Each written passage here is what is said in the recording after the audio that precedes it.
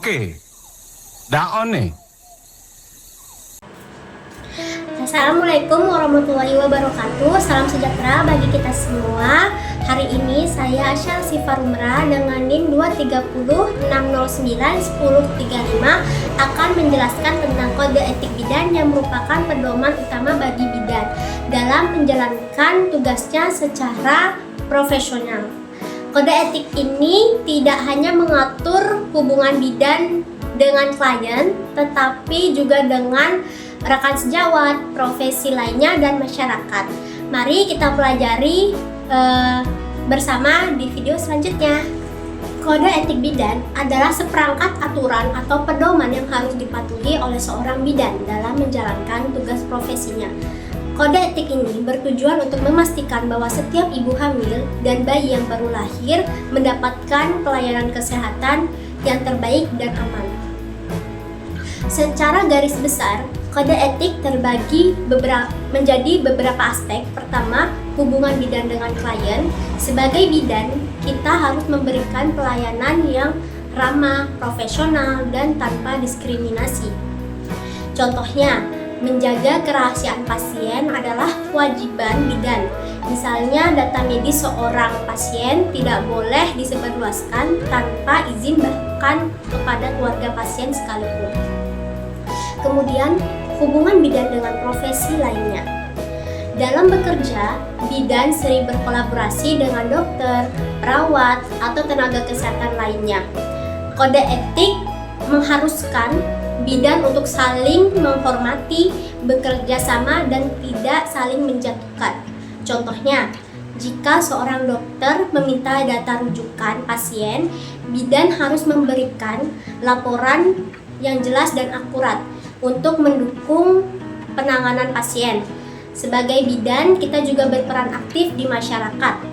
Misalnya, memberikan edukasi dan konseling tentang kesehatan reproduksi atau melakukan kunjungan rumah untuk memantau ibu hamil. Namun, tetap harus menjaga sikap profesional. Contohnya, kita tidak boleh mengomentari gaya hidup pasien dengan nada yang menghakimi, melainkan memberikan solusi yang membangun. Contoh penerapan kode etik bidan dalam praktik sehari-hari. 1. Memberikan konseling. Bidan memberikan informasi yang akurat dan jelas kepada ibu hamil tentang kehamilan, persalinan, dan perawatan bayi. 2. Melakukan pemeriksaan rutin. Nah, di mana bidan melakukan pemeriksaan kehamilan secara teratur untuk memantau kondisi ibu dan janinnya.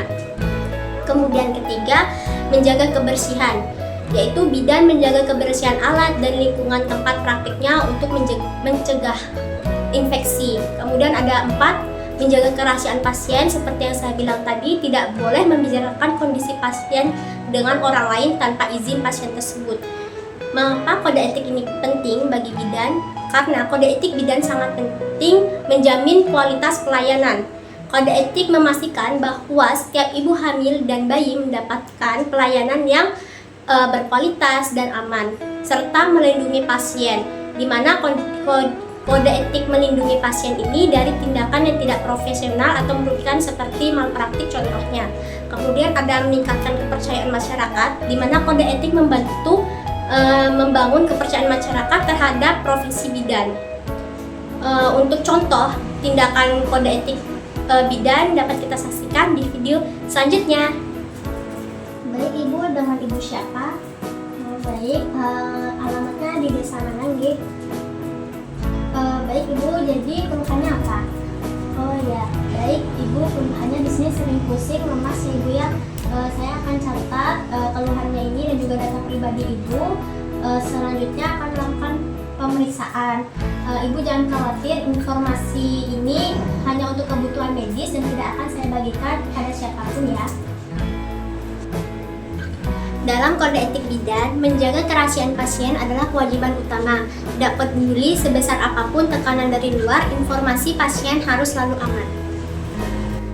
Halo dokter, ini ada pasien Ibu Siti mengeluh eklamsia dan juga pada hari ini pusing. Saya sudah mencatat hasil tekanan darahnya dan juga riwayat kesehatan yang lalu. Apakah ada data tambahan untuk langkah selanjutnya rujukan? Baik, tidak ada tambahan, nanti saya cek dulu datanya. Baik dokter, terima kasih. Baik ibu-ibu, bisa lihat ke arah layar laptop sini ya. Ibu-ibu, makanan yang bergizi selama kehamilan itu sangat penting, khususnya biasanya ibu-ibu di trimester pertama itu akan mengalami mual dan muntah.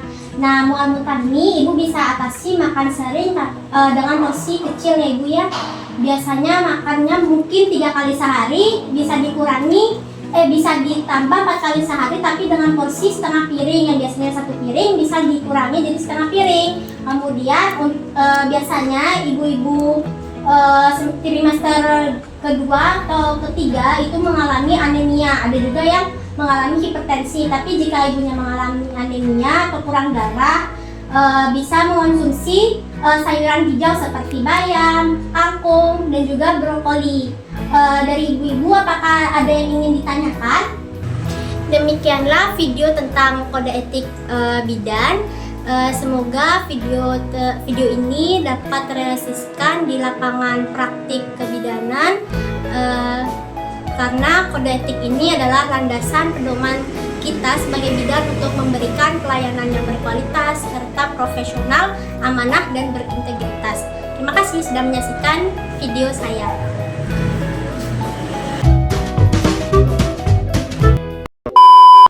Bayi berlatih. Ulang. Dapatkan pelayanan kesehatan. Kode etik bidan.